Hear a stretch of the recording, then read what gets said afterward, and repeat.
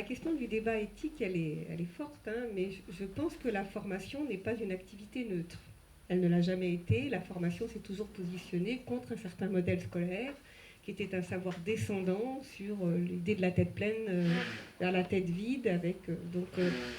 C'était politiquement déjà un modèle bien établi, hein, de domination largement.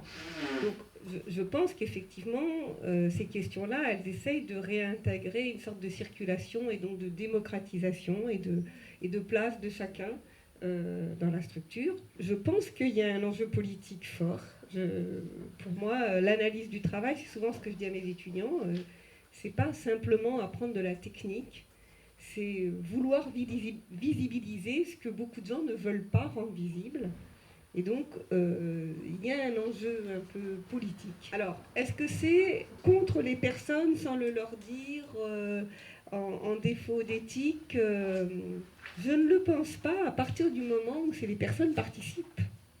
C'est-à-dire que je crois souvent qu'on est englué dans un système qu'on ne voit pas. Et donc, à partir du moment où le travail est mis en place avec les acteurs, où il y a débat, etc., ils ne sont pas embarqués contre leur fait. Ils participent à un débat dont ils vont découvrir peut-être qu'il y avait plus d'enjeux dans ce débat qu'ils ne pensaient initialement.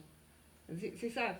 Je ne pense pas que d'un point de vue éthique, on soit dans une manipulation des acteurs, parce qu'ils participent.